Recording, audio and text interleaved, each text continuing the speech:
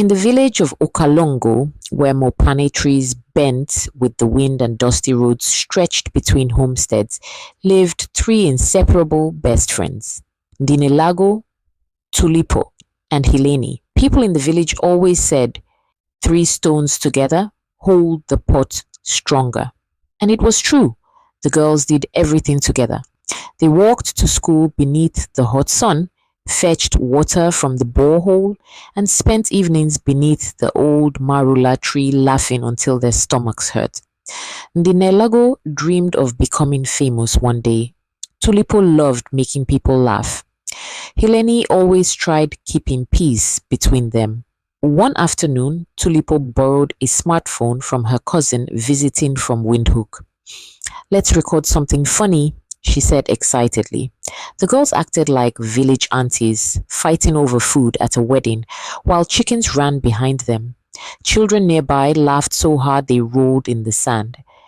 Tulipo posted the video online.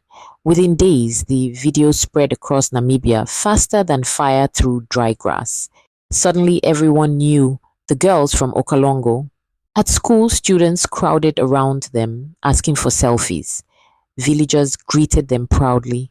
Even elders who barely understood social media talked about them every day. At first, fame felt sweet as fresh oshikundu after a hot afternoon. The girls promised nothing would ever separate them.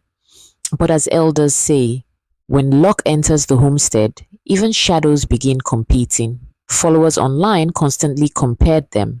Ndinelago is prettier, Tulipo is funnier, Hileni is too quiet.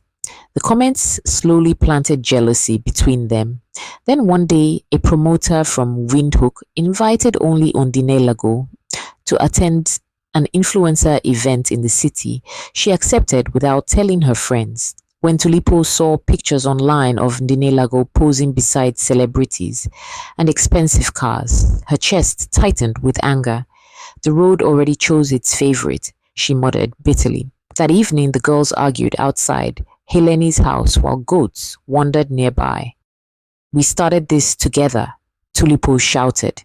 "It was just one opportunity," Ndinelago replied sharply. "But why hide it from us?" Hileni asked quietly. Ndinelago folded her arms. "Not everybody is meant to stay in the same place forever." The words fell heavily between them. After that night, everything changed. Tulipo began posting jokes online, clearly aimed at Dinelago. Dinelago spent more time chasing fame than spending time with her friends. Hileni stayed trapped in the middle, trying to save the friendship. Soon, the famous friendship everyone admired completely fell apart. Months passed. The girls no longer sat beneath the marula tree together. No more laughter, no more videos, no more friendship. Then rainy season arrived. Heavy floods covered the village roads, turning paths into rivers of mud. Families struggled moving between homesteads, and villagers worked day and night, helping one another. Without planning it, Ndinelago, Tulipo, and Hileni ended up helping side by side again. At one point, Tulipo slipped badly while carrying buckets through muddy water. Before she could fall, Ndinelago grabbed her arm tightly. For a moment, the two girls looked at each other silently while rain poured around them. Later that evening, the girls sat beneath the marula tree for the first time in months. No cameras, no followers, no pretending, just silence. Finally, Ndinelago spoke softly. "Fame changed me." Tulipo looked down, and jealousy changed me too. Hileni smiled gently. A friendship tested by storms becomes stronger than before. Rain dripped from the marula tree branches above them as the girls hugged tightly. Weeks later, they began making videos together again. But this time, things were different. They laughed more, they argued less, and they valued friendship more than fame.